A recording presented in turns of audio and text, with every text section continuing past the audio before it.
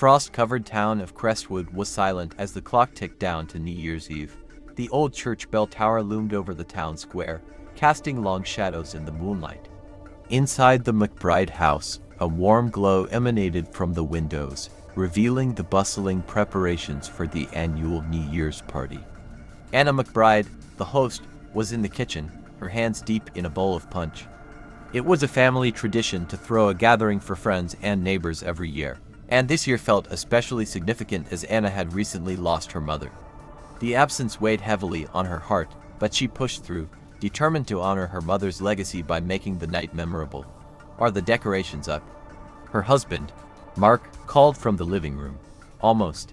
Just need to finish the punch," Anna replied, stirring the vibrant mixture. The kitchen smelled sweet and fruity, a comfort in the cold winter night. Guests began to arrive, and the house filled with laughter and chatter. Old friends greeted each other with hugs, the familiar warmth of community wrapping around Anna like a blanket. She managed a smile, but every time the door opened, a wave of cold air seemed to sweep through, reminding her of the emptiness in her heart. As the clock struck 10, Anna gathered everyone in the living room for a toast. "To new beginnings and cherished memories," she declared, lifting her glass high. Everyone echoed her sentiment, their voices mingling in a harmonious chorus. After the toast, the night continued with games, stories, and the occasional burst of laughter. However, as the clock edged closer to midnight, an unsettling feeling crept into Anna's mind. She couldn't shake the sensation that something was off, a darkness lurking just outside the warmth of her home. "Anna, you okay?" Amma, her best friend, asked, noticing her distant gaze. "Just tired, I guess. I've been thinking about Mom," Anna admitted, her voice barely above a whisper. Emma placed a comforting hand on her shoulder. "She'd be proud of you. You're doing great." "Thanks," Anna said, forcing a smile. The reminder of her mother brought a pang of grief that lingered in the back of her mind. As the countdown to midnight began, the energy in the room shifted. The jovial atmosphere crackled with anticipation, but Anna felt a tightening in her chest. She watched the seconds tick away on the wall clock, the hands moving too slowly, as if mocking her. 10, 9. The crowd began to chant, their excitement palpable. Suddenly, the lights flickered. A murmur spread through the room, but Anna dismissed it, focusing instead on the warmth of her friends around her. "This year is going to be amazing," she told herself, trying to shake off the anxiety. 3, 2, 1. The room erupted in cheers and confetti. Laughter rang out as everyone hugged and exchanged New Year's wishes. In the chaos, Anna caught a glimpse of something through the window, an unsettling shadow moving across the yard. It flickered in and out of view, like a figment of her imagination. "Happy New Year," Amma shouted, pulling Anna into a hug. "Happy New Year," Anna echoed, but the cheer felt hollow. The shadow outside lingered in her mind, twisting her thoughts. As the festivities continued, Anna stepped outside for a breath of fresh air. The cold air hit her like a wave, grounding her in reality. She scanned the yard, but the shadow was gone, leaving her with a lingering sense of unease. "Everything okay?" Mark asked, stepping out to join her. "Yeah, just needed a moment," she replied, forcing a smile. "Come on, let's head back inside. You're missing all the fun." Anna nodded and followed him back in. The warmth enveloped her once more, but the strange feeling refused to dissipate. She joined the group, but her heart wasn't in it. The laughter felt distant, and she found herself looking around the room, searching for something she couldn't quite articulate. As the night wore on, the clock struck 1. Guests began to trickle out, leaving Anna and Mark to tidy up. "Can you believe it's already over?" Mark said, sighing as he tossed confetti into the trash. "I know. It feels like the night just started," Anna replied, her eyes wandering to the window again. She thought she saw a figure standing in the shadows, but when she looked closer, there was nothing there. "Hey, are you okay?" Mark asked, his voice breaking through her thoughts. "You've been quiet." "Yeah, just tired," she lied, forcing herself to shake off the unease. Once the last guest had left and the house was quiet, Anna felt the tension ease slightly. But as they settled onto the couch, a loud thump echoed from the back of the house, freezing them in place. What was that? Anna's heart raced as she exchanged a worried glance with Mark. "I don't know," Probably just the wind, he suggested, but his voice wavered. Another thump reverberated through the house, this time louder. It's coming from the basement, Anna whispered, dread pooling in her stomach. Stay here. I'll check it out, Mark said, standing up and grabbing a flashlight from the side table. Be careful, Anna called after him, but the fear in her voice betrayed her calm demeanor. Mark disappeared down the dimly lit hallway, and Anna's anxiety mounted. The shadows seemed to stretch longer in the flickering light, as if they were alive, creeping toward her. She stood up, pacing the living room, her mind racing. Moments felt like hours until Mark finally returned, his expression grave. There's nothing down there, he said, but the uncertainty in his voice sent a shiver down Anna's spine. Then what was that noise? I don't know, he admitted, looking around nervously. Maybe something fell. As they sat back on the couch, the unease settled in once more. The old house creaked and groaned, each sound magnifying their fear. Just then, Anna's phone buzzed on the table. She picked it up, her heart sinking when she saw a text from an unknown number. It's not over yet. Mark, look at this, she said, showing him the screen. What the hell, he muttered, his eyes widening. Before they could process it, the lights flickered again, plunging them into darkness. Panic set in as Anna fumbled for her phone to use as a flashlight. Stay close, Mark said, his voice tense. Where's the door? We should leave, Anna suggested, her heart pounding in her chest. Suddenly, a loud crash came from the kitchen, followed by what sounded like a whisper, a voice carried on the wind. Anna? Did you hear that? She gasped, gripping Mark's arm tightly. Yeah, he replied, his voice barely above a whisper. They moved cautiously toward the kitchen, Anna's phone casting eerie shadows on the walls.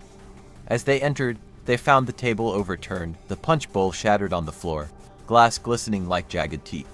Who did this? Anna asked, her voice trembling. I don't know, Mark replied, his eyes darting around the room.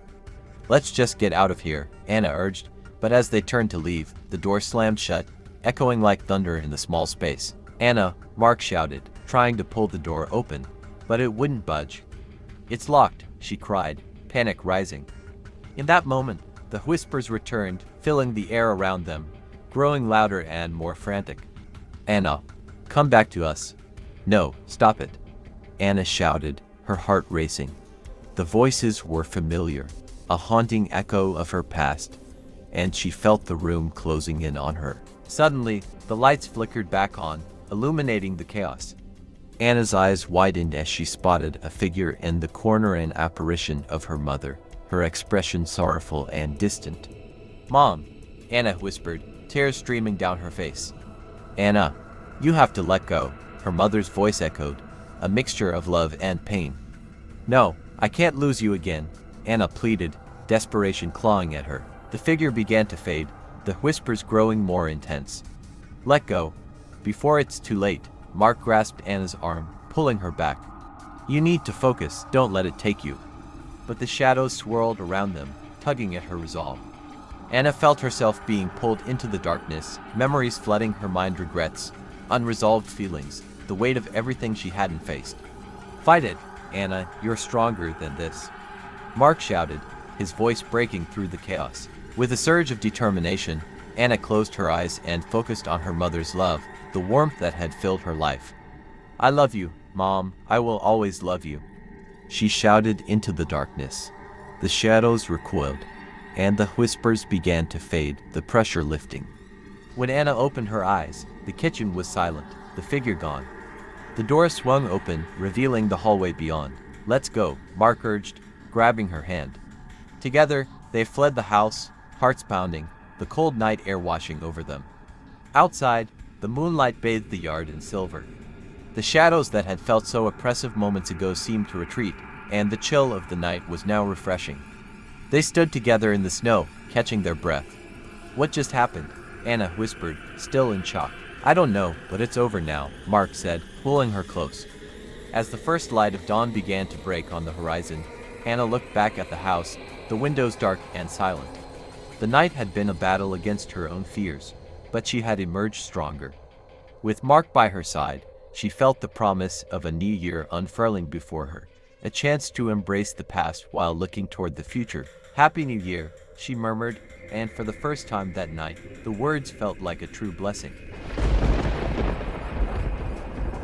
On New Year's Eve, the small town of Eldridge was cloaked in a blanket of snow, the streets silent except for the occasional gust of wind. Inside the local tavern, the warmth of laughter and celebration filled the air. Friends gathered, raising glasses and toasting to the coming year, while outside, the clock tower loomed ominously in the distance.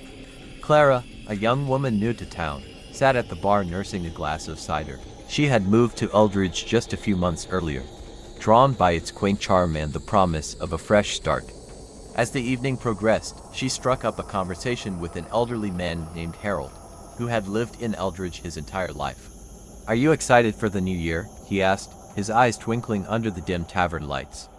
"Definitely," Clara replied. "I could use a change." Harold's expression darkened slightly. "Just remember, the new year doesn't always bring what you hope for." Curiosity piqued, Clara pressed him for more. Harold leaned closer, his voice dropping to a whisper. "Every year, at midnight, the clock tower tolls 13 times.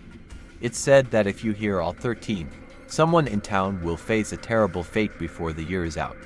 Clara chuckled nervously. "That sounds like just a local legend." "Perhaps," he conceded, but the serious look on his face suggested otherwise. "Just keep your ears open tonight." As midnight approached, the tavern erupted into cheers. Clara felt a thrill of excitement, the kind that comes with new beginnings. The countdown began, and when the clock struck 12, a joyful chorus rang out. 1, 2, 3, 4, 5, 6, 7, 8, 9, 10, 11, 12. And then, to her shock, a 13th chime echoed through the air, deep and resonant. A chill crawled up Clara's spine, and she glanced at Harold, who sat pale and trembling. "Did you hear that?" she asked. "Leave," he rasped, his voice shaky. "Get out of here." Confused but unnerved, Clara hurried outside. The snow crunched beneath her boots as she made her way back to her apartment, the streets eerily quiet now. It felt as though the entire town held its breath. Days passed, and the festivities of New Year's Eve faded into the background of daily life. But something shifted in Eldridge. Rumors began to swirl, mysterious accidents, a string of illnesses, and tragic events striking the townspeople. Each incident seemed to connect back to the midnight toll, and fear took hold of the community. Clara felt increasingly isolated. She had no one to confide in, her new friends too wrapped up in their own fears to pay attention to her. Then, one evening, as she sat in her living room, a knock at the door startled her. It was Harold, his face grave and drawn. "I need to warn you," he said urgently. "The 13th toll doesn't just foretell disaster. It demands a sacrifice. Someone in town must pay the price." Clara's heart raced. "What can we do?" "Find out who the 13th toll was for. We need to break the cycle," he urged, desperation in his eyes. The two began to investigate, piecing together the strange occurrences. They spoke to townsfolk, but fear silenced most, leaving only whispers of superstition. As the days passed, Clara's anxiety grew. She began to notice unsettling things, shadows lurking just outside her window, a sense of being watched. Then, late one night, she received a phone call from a friend who had been attending the celebrations. "Clara, I'm scared," her friend said, voice shaking. "I think something is coming for me." Before Clara could respond, the line went dead. Panic surged through her. She rushed out into the night, determined to reach her friend's home. The streets were ghostly, the only sound the whisper of the wind. As she approached the house, she saw a dark figure standing in the snow, shrouded in shadow. Clara's breath caught in her throat. Was it too late? "Clara," the figure whispered, and her heart sank as she recognized her friend's voice. She rushed forward, but as she did, the figure twisted and morphed into something grotesque, an amalgamation of all the town's fears and sorrows. "No," Clara cried, but it was too late. The figure lunged, and the world around her twisted into chaos. When dawn broke on New Year's Day, the town awoke to the news of another tragedy. Clara was gone, and the townspeople gathered in mourning, unaware that the toll of the clock had claimed its price once more. As the clock tower struck 12 for the next new year, its 13th chime rang out, echoing through Eldridge, a haunting reminder of the darkness that loomed just beneath the surface, waiting to collect its due. The crisp winter air felt electric as Lily stood at her kitchen window, watching the snowflakes swirl lazily under the streetlights. New Year's Eve had always been her favorite time of year. A moment of reflection, hope, and the promise of new beginnings. But this year, an unsettling sense of dread hung over her. It wasn't just the usual stress of preparing for a party. It was something deeper, something she couldn't shake off. As she stirred the punch, her phone buzzed. It was a message from her best friend, Emma, reminding her that they'd be celebrating at Lily's house this year. The thought of hosting distracted her momentarily, and she felt the warmth of anticipation creep back in. Emma would be bringing her new boyfriend, and the two of them would provide much-needed entertainment. They had promised to help set up, and Lily was grateful. The weight of the party didn't have to rest solely on her shoulders. By 8 o'clock, the small apartment was filled with laughter and the clinking of glasses. The mood was infectious, and for the first time that evening, Lily felt the dread lift, if only slightly. As midnight approached, she encouraged everyone to gather around for the countdown. Her apartment buzzed with excitement, the sound of resolutions and hopes mingling with the holiday music playing softly in the background. Just as the countdown began, the lights flickered. A collective murmur swept through the crowd as the overhead lights dimmed and then returned to full brightness. Lily shrugged it off. Must be the weather, she said, but deep down, the flicker felt like a bad omen. 10, 9, 8. The countdown reverberated through the room. Lily looked around at her friends, their faces alight with joy, and she forced a smile, though her stomach churned. 3, 2, 1. Happy New Year, everyone cheered, glasses raised. In the moment of celebration, Lily's phone buzzed again, but she ignored it, lost in the revelry. As the cheers subsided, her phone chimed repeatedly. Curious, she stepped away from the group to check her messages. They were from a number she didn't recognize, cryptic texts filled with disjointed phrases. It's almost time, you shouldn't be alone, and the past comes back. Lily's heart raced. She felt exposed, as if someone was watching her. Shaking her head, she decided to dismiss it. It was probably just a prank. But the unease returned, creeping along her spine like icy fingers. When she returned to the party, she noticed a chill in the air that hadn't been there before. Everything okay? Emma asked, her brow furrowed with concern. Yeah, just some weird texts, Lily replied, trying to sound nonchalant. The party continued, laughter filling the space, but every now and then, Lily caught herself looking toward the window. The street outside, usually vibrant with fireworks and celebration, was unnaturally quiet. It was unsettling. Hours passed, and as the clock approached 1 a.m., the atmosphere shifted. A sudden knock echoed through the apartment, loud and jarring.